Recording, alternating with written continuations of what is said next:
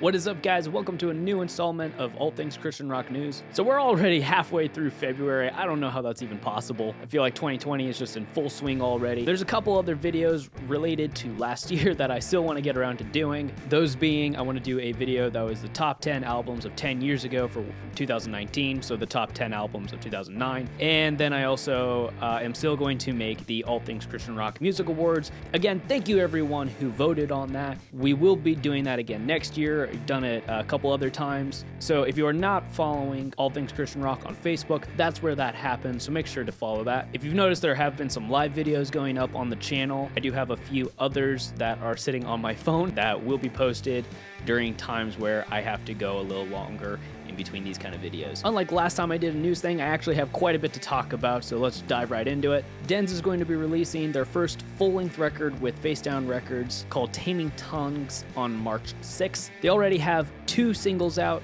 those singles being Even, and then they have another track called Foolish, which features Leroy Hamp of War of Ages. Make sure to check these 2 tunes out. I think they're probably Den's best work so far. Has me very excited for their record. On March 6th, Groans is also going to be releasing an EP. The EP is called Prettiest of Things. There's already a single out for it called Springs. It will be released on Solid State Records. It is also one of 2 EPs that Groans will be releasing in 2020.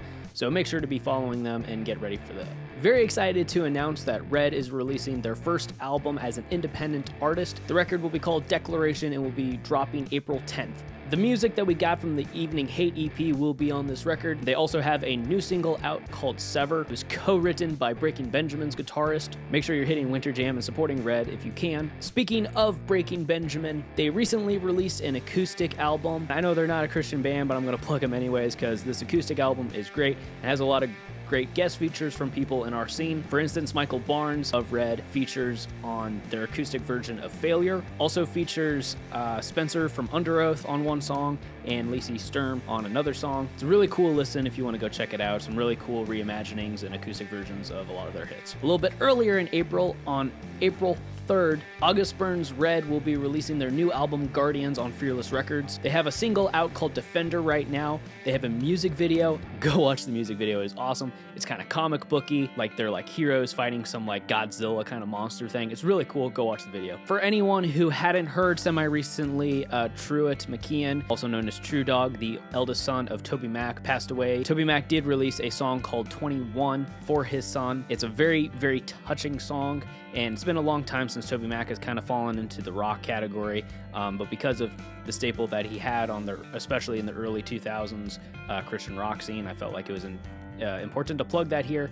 And yeah, go check the song out if you haven't yet. It's very, very touching, very beautiful song. Last thing I want to touch on is Brooke Reeves of Impending Doom has a new project called Man of God. For anyone who is unaware of Death Trap, you are in for a treat. I've started hearing stuff about this. I've a couple guys in the Kansas City scene where I'm from are doing this kind of thing. It's trap music, but then all the vocals are like death metal screams. Man of God has a single out called Exorcist. It's strange, but if you can get over the weird factor, it's a really fun listen. It's a really cool track, and I'm excited to see what Brooke does with the project. Back to Impending Doom, they do have a couple shows scheduled for this year, and there is word floating around about maybe having some new Impending Doom music in 2020. And to keep up with all this new music, make sure you are following the All Things Christian Rock Spotify playlist. I know that I had a All Things Christian Rock Spotify page, and a handful of you guys were following that playlist, but Spotify no longer lets me get into that account for some reason. So if you go to the link in the description of this video, you can go to my personal Spotify